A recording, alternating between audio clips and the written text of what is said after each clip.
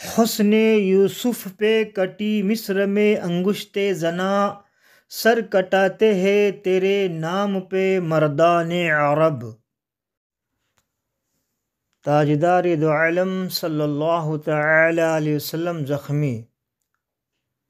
اسی پریشانی کے عالم میں جب کہ بکھرے ہوئے مسلمان ابھی رحمت دو عالم صلی اللہ تعالی علیہ وسلم کے پاس جمع بھی نہیں ہوئے تھے کہ عبداللہ بن قمیہ جو قریش کے بہادروں میں بہت ہی نامور تھا، اس نے ناگہاں آقا کون و مکہ صلی اللہ تعالی علیہ وسلم کو دیکھ لیا۔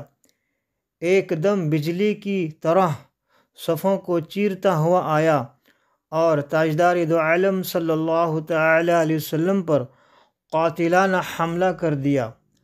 ظالم نے پوری طاقت سے آقا کون و مکہ صلی اللہ تعالی علیہ وسلم کے چہرۂ انور پر تلوار ماری، جس سے خود کی دو کڑیاں رخ انور میں چھپ گئے۔ ایک دوسرے کافر نے آقا کون و مکہ صلی اللہ تعالی علیہ وسلم کے چہرۂ اقدس پر ایسا پتھر مارا کہ آقا کون و مکہ صلی اللہ تعالی علیہ وسلم کے دو دندان مبارک شہید ہوئے اور نیچے کا مقدس ہونٹ زخمی ہو گیا۔ دندان مبارک شہید ہونے کی وضاحت انشاءاللہ سوالات میں کر دی جائے گی۔ اسی حالت میں ابی بن خلف ملعون اپنے گھوڑے پر سوار ہو کر آقا کون و مکہ صلی اللہ تعالی علیہ وسلم کو شہید کر دینے کی نیت سے آگے بڑھا۔ آقا کون و مکہ صلی اللہ تعالی علیہ وسلم نے اپنے ایک جانثار صحابی حضرت حارث بن صمح رضی اللہ تعالی عنہ سے ایک چھوٹا سا نیزہ لے کر ابی بن خلف کی گردن پر مارا، جس سے وہ تلملا گیا۔ گردن پر بہت معمولی زخم آیا اور وہ بھاگ نکلا، مگر اپنے لشکر میں جا کر اپنی گردن کے زخم کے بارے میں لوگوں سے اپنی تکلیف اور پریشانی ظاہر کرنے لگا اور بے پناہ ناقابل برداشت درد کی شکایت کرنے لگا۔ اس پر اس کے ساتھیوں نے کہا کہ یہ تو معمولی خراش ہے، تم اس قدر پریشان کیوں ہو؟ اس نے کہا کہ تم لوگ نہیں جانتے کہ یہ ایک مرتبہ مجھ سے محمد صلی اللہ تعالی علیہ وسلم نے کہا تھا کہ میں تم کو قتل کر دوں گا، اس لیے یہ تو بہرحال زخم ہے۔ میرا تو اعتقاد ہے کہ اگر وہ میرے اوپر تھوک دیتے تو بھی میں سمجھ لیتا کہ میری موت یقینی ہے۔ اس کا واقعہ یہ ہے کہ ابی بن خلف نے مکہ میں ایک گھوڑا پالا تھا جس کا نام اس نے عود رکھا تھا۔ وہ روزانہ اس کو چراتا تھا اور لوگوں سے کہتا تھا کہ میں اسی گھوڑے پر سوار ہو کر محمد صلی اللہ تعالی علیہ وسلم کو قتل کروں گا۔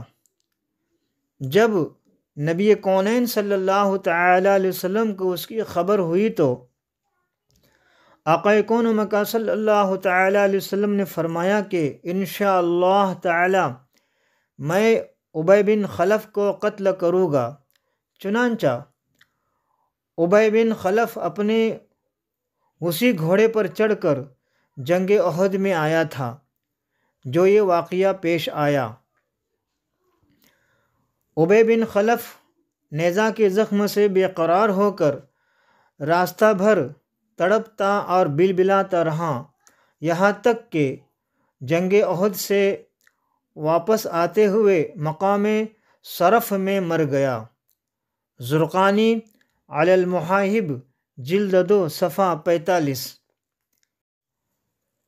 اس طرح ابن قمیہ ملعون، جس نے آقائے کون و مکہ صلی اللہ تعالی علیہ وسلم کے رخ انور پر تلوار چلا دی تھی، ایک پہاڑی بکرے کو خداوند قہار و جبار نے اس پر مسلط فرما دیا اور اس نے اس کو سنگ مار مار کر چھلنی بنا ڈالا اور پہاڑ کی بلندی سے نیچے گرا دیا، جس سے اس کی لاش ٹکڑے ٹکڑے ہو کر زمین پر بکھر گئی۔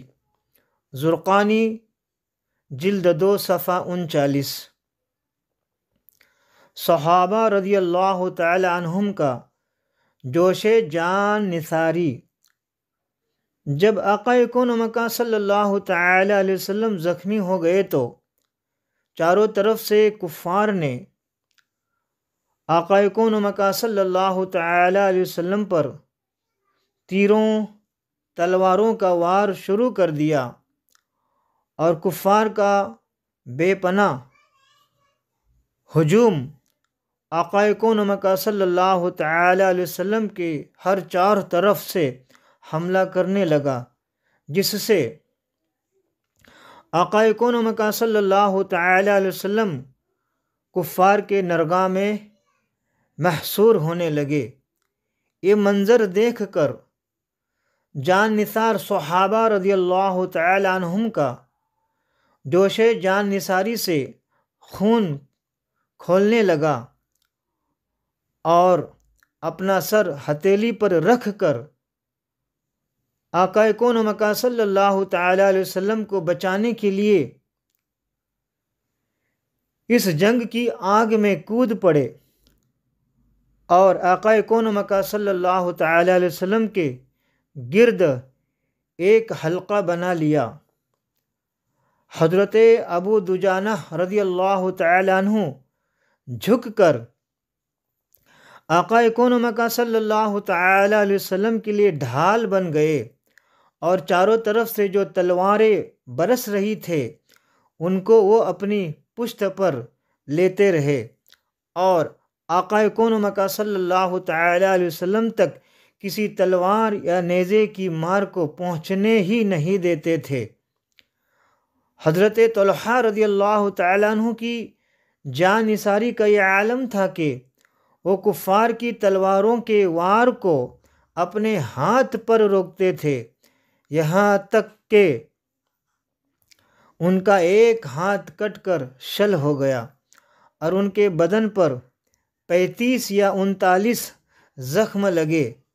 غرض جان نثار صحابہ رضی اللہ تعالی عنہم نے نبی کونین صلی اللہ تعالی علیہ وسلم کی حفاظت میں اپنے جانوں کی پرواہ نہیں کی اور ایسی بہادری اور جان بازی سے جنگ کرتے رہے کہ تاریخ عالم میں اس کی مثال نہیں مل سکتی۔ حضرت ابو طلحہ رضی اللہ تعالی عنہ نشانہ بازی میں مشہور تھے۔ انہوں نے اس موقع پر اس قدر تیر برسائے کہ کئی کمانیں ٹوٹ گئے۔ انہوں نے آقا کون و مکہ صلی اللہ تعالی علیہ وسلم کو اپنی پیٹھ کے پیچھے بٹھا لیا تھا تاکہ دشمنوں کے تیر یا تلوار کا کوئی وار آقا کون و مکہ صلی اللہ تعالی علیہ وسلم پر نہ آ سکے۔ کبھی کبھی آپ دشمنوں کی فوج کو دیکھنے کے لیے گردن اٹھاتے تو حضرت طلحہ رضی اللہ تعالیٰ عنہ عرض کرتے کہ یا رسول اللہ صلی اللہ تعالیٰ علیہ وسلم، میرے ماں باپ آپ پر قربان ہو، آپ گردن نہ اٹھائیے، کہیں ایسا نہ ہو کہ دشمنوں کا کوئی تیر آپ کو لگ جائے۔ یا رسول اللہ صلی اللہ تعالیٰ علیہ وسلم، آپ میری پیٹھ کے پیچھے ہی رہیے، میرا سینہ آپ کے لیے ڈھال بنا ہوا ہے۔ بخاری غزوہ احد صفحہ 581۔ حضرت قتادہ بن نعمان انصاری رضی اللہ تعالی عنہ آقا کون و مکہ صلی اللہ تعالی علیہ وسلم کے چہرہ انور کو بچانے کے لیے اپنا چہرہ دشمنوں کے سامنے کیے ہوئے تھے، ناگہاں کافروں کا ایک تیر ان کی آنکھ میں لگا اور آنکھ بہہ کر ان کے رخسار پر آ گئی۔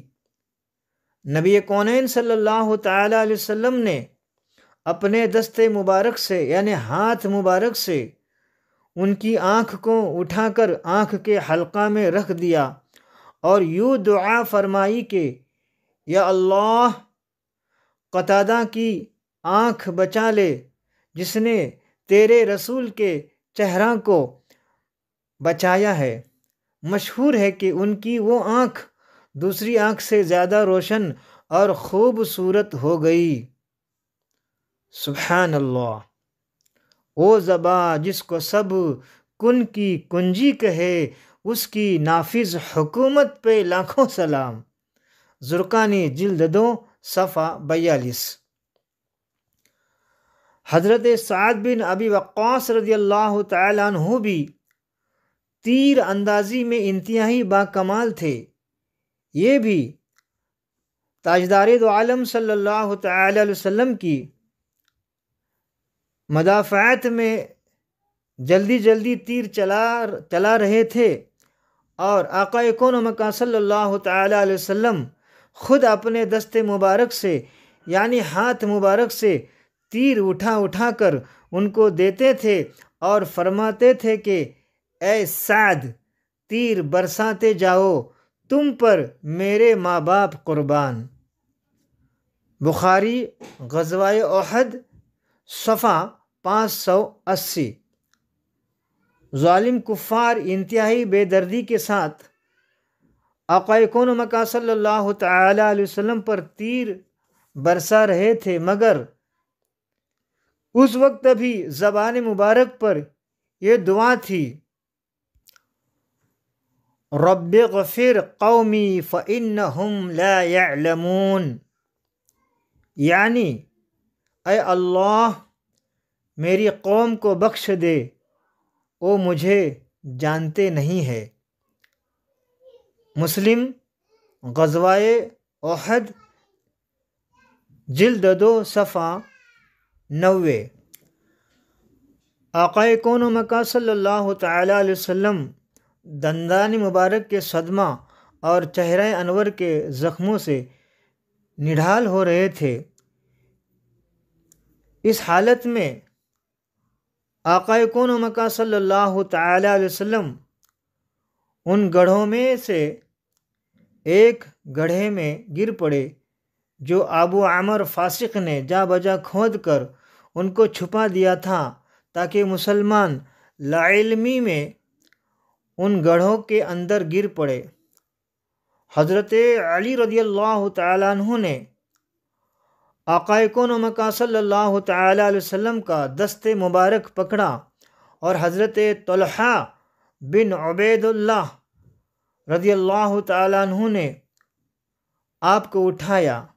حضرت ابو عبیدہ بن الجراح رضی اللہ تعالیٰ عنہ نے خود لوہے کی ٹوپی کی کڑی کا ایک حلقہ جو چہرہ انور میں چھپ گیا تھا اپنے دانتوں سے پکڑ کر اس زور کے ساتھ کھینچ کر نکالا کہ ان کا ایک دانت مبارک ٹوٹ کر زمین پر گر پڑا۔ پھر دوسرا حلقہ جو دانتوں سے پکڑ کر کھینچا تو دوسرا دانت مبارک بھی ٹوٹ گیا۔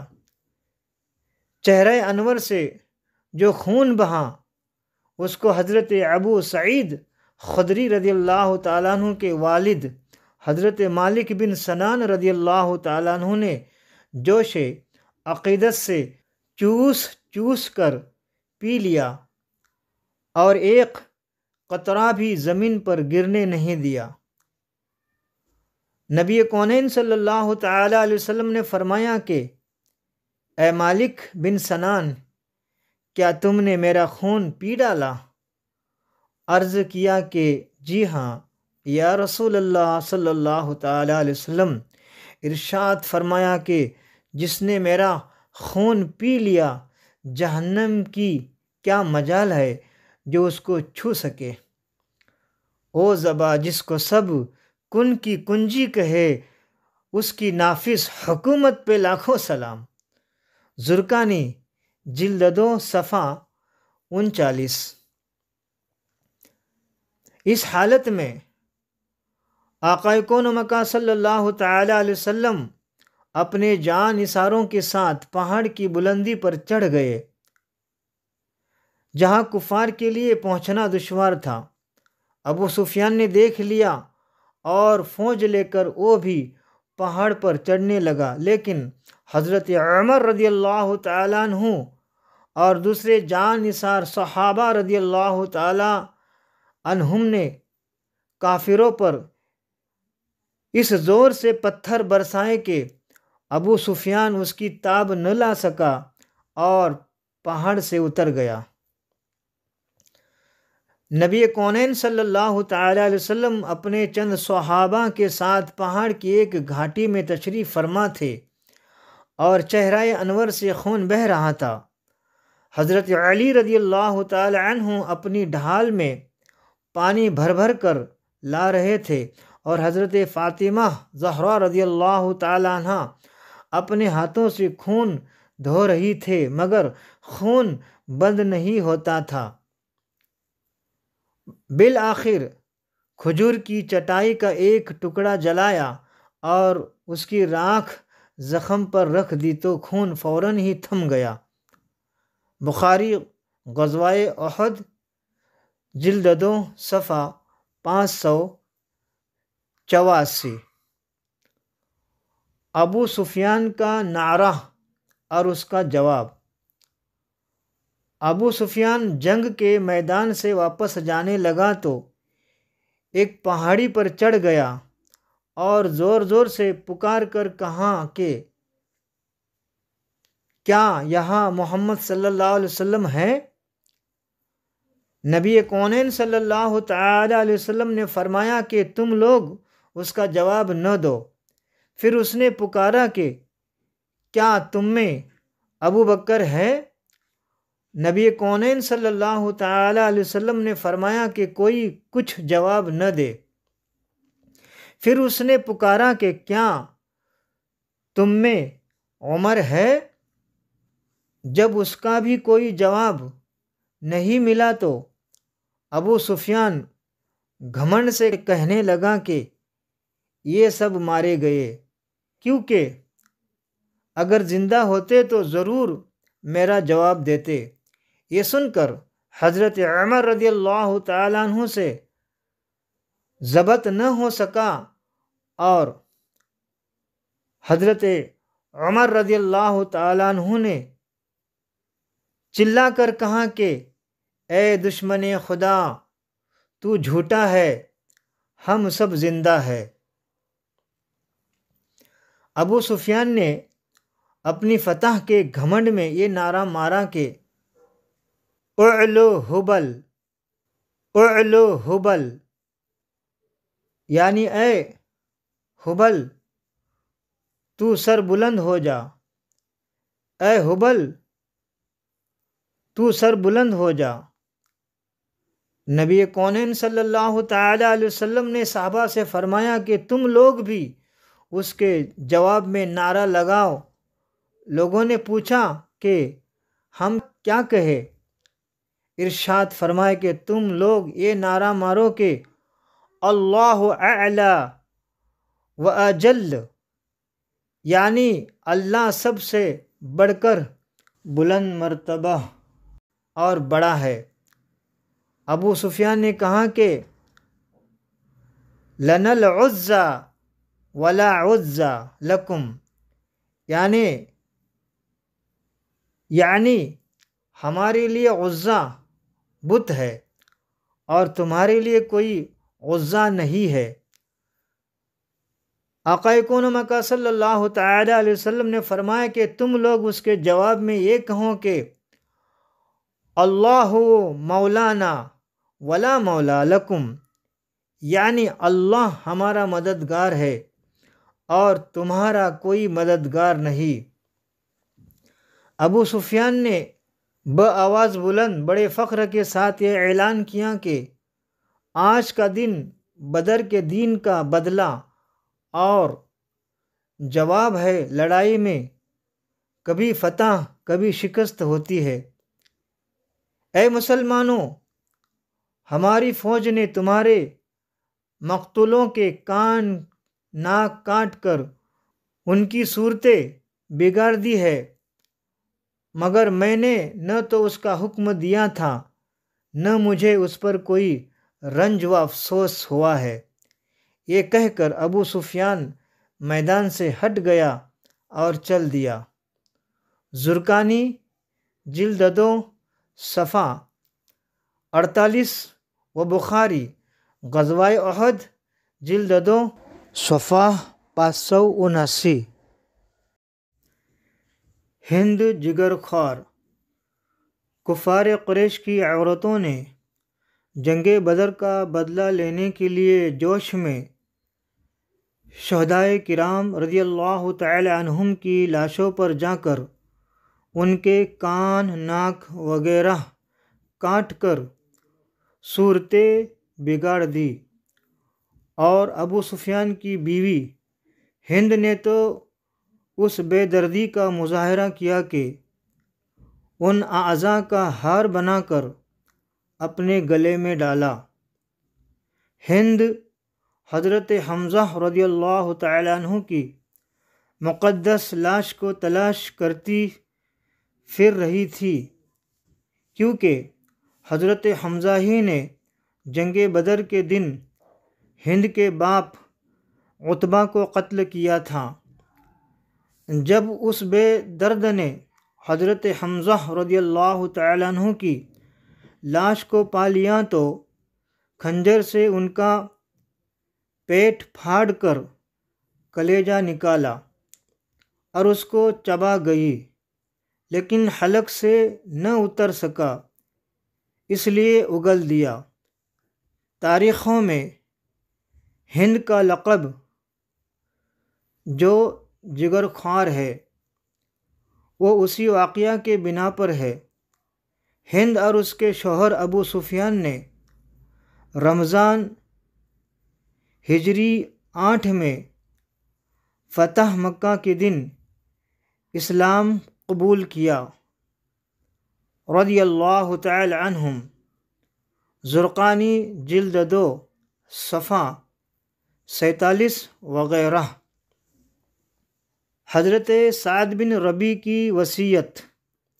حضرت زید بن ثابت رضی اللہ تعالی عنہ کا بیان ہے کہ میں آقا کون و مکان صلی اللہ تعالی علیہ وسلم کے حکم سے حضرت سعد بن ربیع رضی اللہ تعالی عنہ کی لاش کی تلاش میں نکلا تو میں نے ان کو سکرات کے عالم میں پایا۔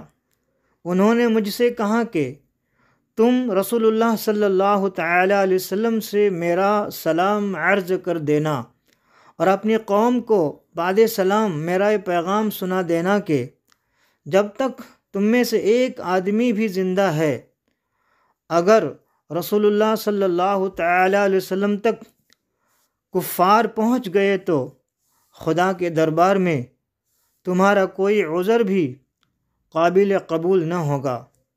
یہ کہا اور ان کی روح پرواز کر گئی۔ زرقانی جلد 2 صفحہ 48۔ خواتین اسلام کے کارنامے۔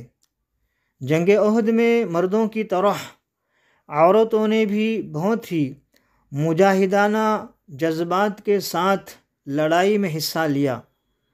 حضرت بی بی عائشہ اور حضرت بی بی ام سلیم رضی اللہ تعالی عنہما کے بارے میں حضرت انس رضی اللہ تعالی عنہ کا بیان ہے کہ یہ دونوں پائچے چڑھائے ہوئے مشک میں پانی بھر بھر کر لاتی تھے اور مجاہدین خصوصاً زخمیوں کو پانی پلاتی تھے۔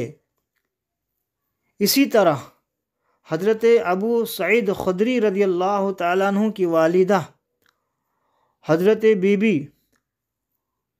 ام سلیت رضی اللہ تعالیٰ عنہا بھی برابر پانی کی مشک بھر کر لاتی تھے اور مجاہدین کو پانی پلاتی تھے۔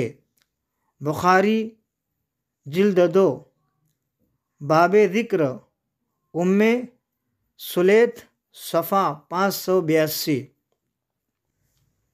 حضرت ام عمارہ کی جان نثاری۔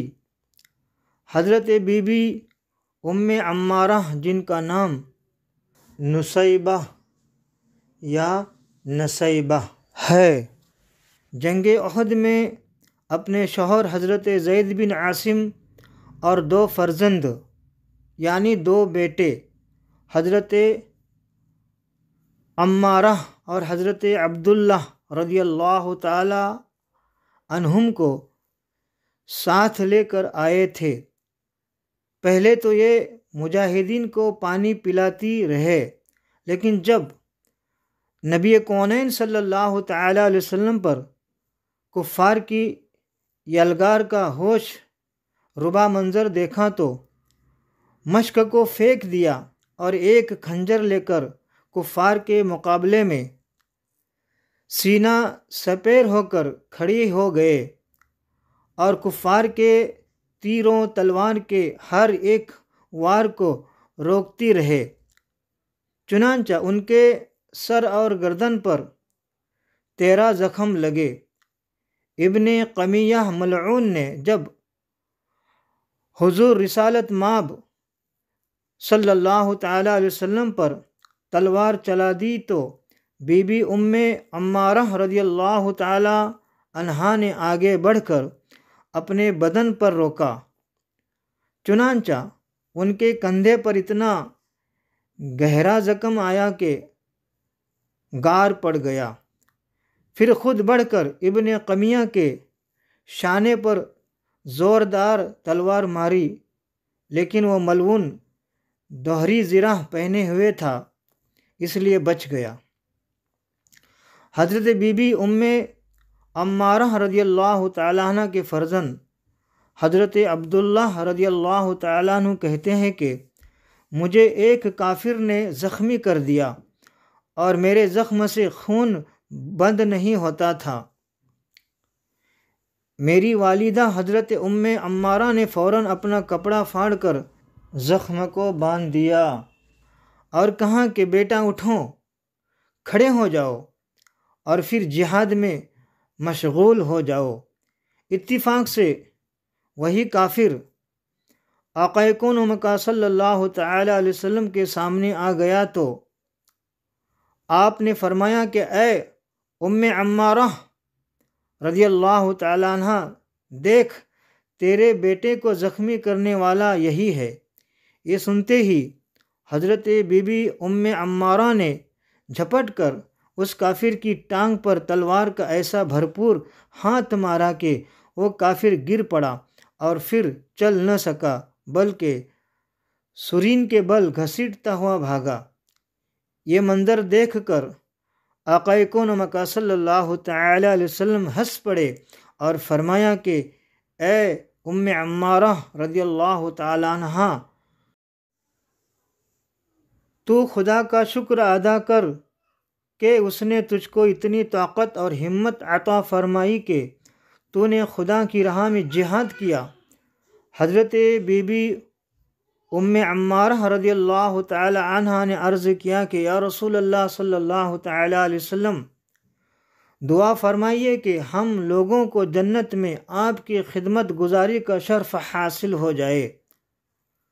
اس وقت نبی کونین صلی اللہ تعالی علیہ وسلم نے ان کے لیے اور ان کے شوہر اور ان کے بیٹوں کے لیے اس طرح دعا فرمائی کہ اللہم اجعلہم رفقائی فی الجنہ، یا اللہ ان سب کو جنت میں میرا رفیق بنا دے، یعنی میرا دوست بنا دے، میرا ساتھی بنا دے۔ حضرت بی بی ام عمارہ رضی اللہ تعالی عنہ زندگی بھر علانیہ ایک کہتی رہے کہ رسول اللہ صلی اللہ تعالی علیہ وسلم کی اس دعا کے بعد دنیا میں بڑی سے بڑی مصیبت بھی مجھ پر آ جائے تو مجھے اس کی کوئی پرواہ نہیں ہے۔ مدارج النبوہ جلد 2 صفحہ 126۔ حضرت صفیہ کا حوصلہ۔ نبی کونین صلی اللہ تعالی علیہ وسلم کی پھوپھی حضرت بی بی صفیہ رضی اللہ تعالی عنہ اپنے بھائی حضرت حمزہ رضی اللہ تعالی عنہ کی لاش پر آئے تو آقا کون و مکا صلی اللہ تعالی علیہ وسلم نے ان کے بیٹے حضرت زبیر رضی اللہ تعالی عنہ کو حکم دیا کہ میری پھوپھی اپنے بھائی کی لاش نہ دیکھنے پائے۔ حضرت بی بی صفیہ رضی اللہ تعالی عنہ نے کہا کہ مجھے اپنے بھائی کے بارے میں سب کچھ معلوم ہو چکا ہے، لیکن میں اس کو خدا کی راہ میں کوئی بڑی قربانی نہیں سمجھتی۔ پھر نبی کونین صلی اللہ تعالی علیہ وسلم کی اجازت سے لاش کے پاس گئے اور یہ منظر دیکھا کہ پیارے بھائی کے کان، ناک، آنکھ سب کٹے پٹے، شکم چاک، جگر چبایا ہوا پڑا ہے۔ یہ دیکھ کر اس شیر دل خاتون نے انا للہ و انا الیہ راجعون کے سوا کچھ بھی نہیں کہا۔ پھر ان کی مغفرت کی دعا مانگتی ہوئی چلی آئے۔ تاریخ طبری صفحہ 1421۔ ایک انصاری عورت کا صبر۔ ایک انصاری عورت جس کا شوہر، باپ، بھائی سبھی اس جنگ میں شہید ہو چکے تھے، تینوں کی شہادت کی خبر باری باری سے لوگوں نے اسے دی، مگر وہ ہر بار یہی پوچھتی رہی، یہ بتاؤں کہ رسول اللہ صلی اللہ تعالی علیہ وسلم کیسے ہیں؟ جب لوگوں نے اس کو بتایا کہ الحمدللہ وہ زندہ اور سلامت ہے، تو بے اختیار اس کی زبان سے اس شعر کا مضمون نکل پڑا کہ تسلی ہے پناہ بے کساں زندہ سلامت ہے، کوئی پرواہ نہیں سارا جہاں زندہ سلامت ہے۔ اللہ اکبر۔ اس شیر دل عورت کے صبر و ایثار کا کیا کہنا؟ شوہر، باپ، بھائی تینوں کے قتل سے دل پر صدمات کے تین تین پہاڑ گر پڑے ہیں، مگر پھر بھی زبان حال سے اس کا یہی نعرہ ہے کہ میں بھی اور باپ بھی، شوہر بھی، برادر بھی فدا، اے شہیدی تیرے ہوتے ہوئے کیا چیز ہے ہم۔ طبری صفحہ 1425۔